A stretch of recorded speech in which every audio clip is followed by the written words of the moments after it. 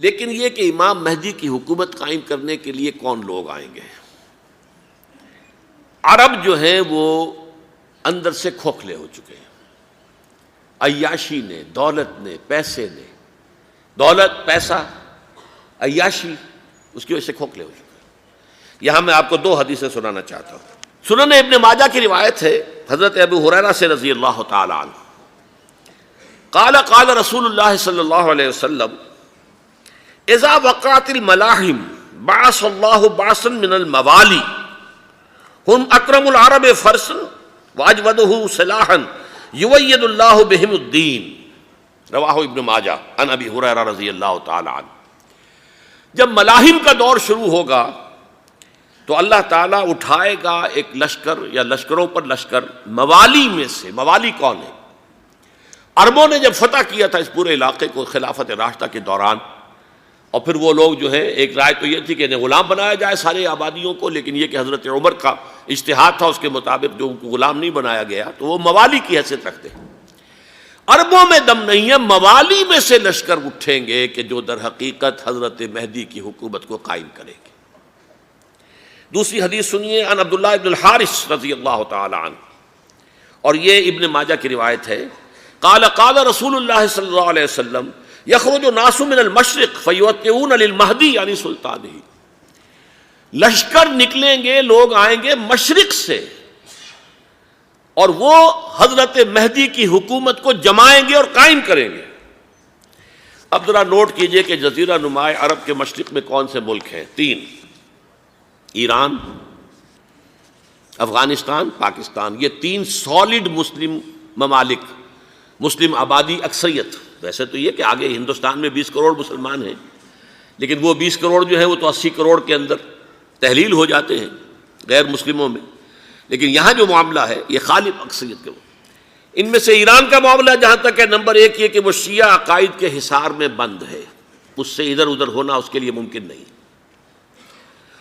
حدیث میں یہ بھی آتا کہ اصفہان سے 70,000 یہودی دجال کا ساتھ دیں گے۔ لیکن بہرحال خراسان ایک صوبہ ہے افغانستان کا اس وقت بھی، شمال مشرقی کونے میں، مجھے امید ہے وہاں سے خیر کی، کیونکہ خراسان کا لفظ وہاں پہ شامل ہے، اور حضور کی حدیث میں بعد میں آپ کو سناؤں گا کہ خراسان سے فوجیں چلیں گی جو یروشلم کو دوبارہ حاصل کریں گی، فتح کریں گی۔ جیسے پہلے یروشلم کھویا عربوں نے تھا، دوبارہ حاصل کیا تھا کرد نے، کرد خون صلاح الدین ایوبی رحمۃ اللہ علیہ، ایسے اب پھر عربوں نے کھویا ہے، لیکن لینے والے خراسان سے لشکر آئیں گے۔ یخرج من خراسان رایات سود لا یردھا شیء حتی تنصب بإیلیا، خراسان کے علاقے سے کالے علم لے کر لشکر چلیں گے جن کے رخ کو کوئی موڑ نہیں سکے گا جب تک کہ وہ جا کر یروشلم میں نصب نہ ہو جائے۔ اس کے بعد نام آتا ہے پاکستان کا۔ یہ ہے میری اور آپ کی داستان، اور یہ ہے سبب جس کی وجہ سے کہ میں آپ سے یہ گفتگو کر رہا ہوں۔ اصل میں تو کس لیے؟ محض ایک علمی استفادہ، محض اپنی بات آراء کو ظاہر کرنے کا شوق نہیں، بلکہ یہ کہ اپنی ذمہ داری ہم پہچانیں کہ ہم کس مقام پر کھڑے ہیں۔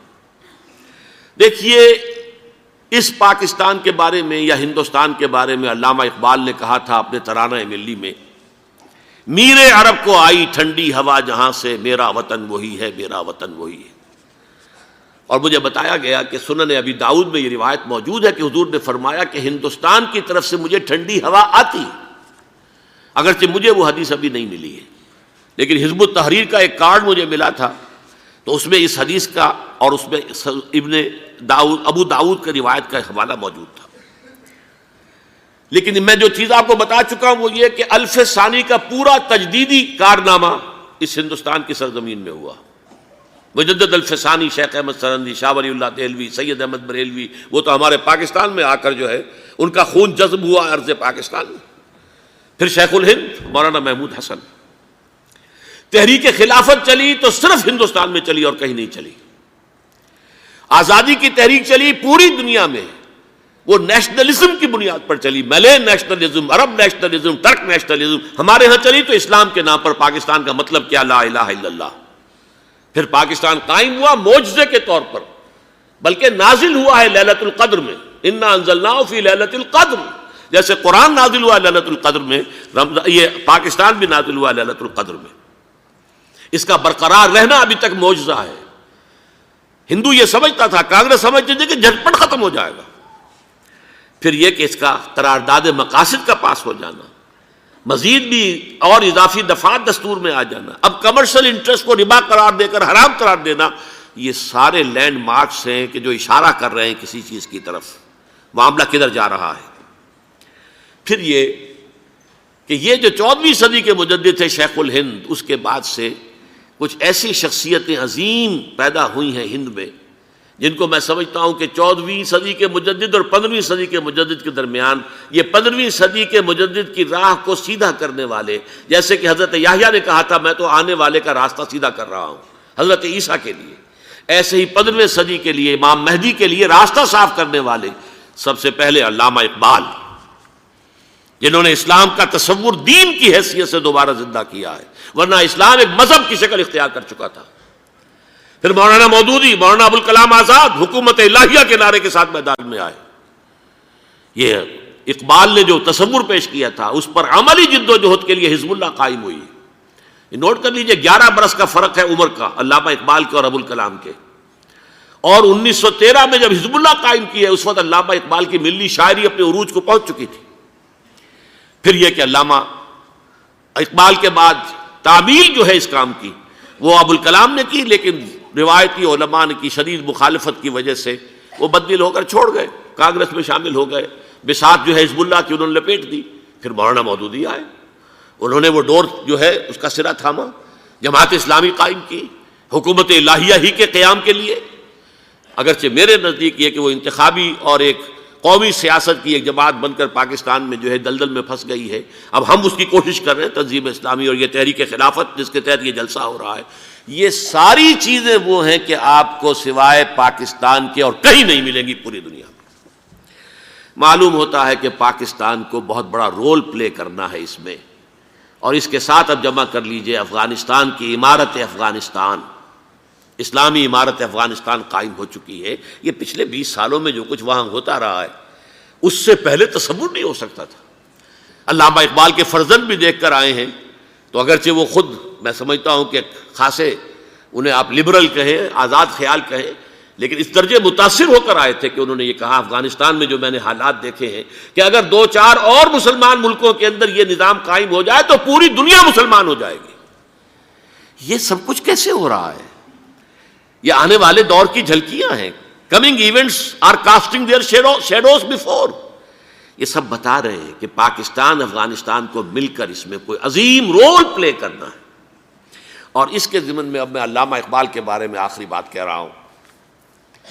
علامہ اقبال کے بارے میں عام یہ خیال ہے، انہوں نے اپنے خطبات میں مہدی کا اور نزول مسیح کا، حالانکہ میں کل پڑھ رہا تھا مولانا سید احمد اکبر آبادی رحمۃ اللہ علیہ کا ایک مقالہ ان کا کہ علامہ اقبال نے ابن خلدون کے بارے میں یہ کہا ہے کہ مہدی کا اور نزول عیسیٰ کا دونوں کا انہوں نے انکار کیا ہے، حالانکہ ابن خلدون نے نزول عیسیٰ کا انکار نہیں کیا، صرف مہدی کا انکار کیا ہے۔ بہرحال علامہ اقبال نے خطبات میں انکار کیا ہے، لیکن یہ کہ اپنی شاعری کے اندر میں چیلنج کرتا ہوں کسی بڑے سے بڑے اقبال شناس کو، ان کا یہ شعر ذرا سنیے: خضر وقت از خلوت دشت حجاز آید بروں، کارواں زی وادی دور و دراز آید بروں۔ خضر وقت، امام وقت، رہنمائے وقت، قائد وقت، خلوت دشت حجاز، حجاز کی صحرا کی کسی خلوت گزینی سے نکل کر باہر آئیں گے۔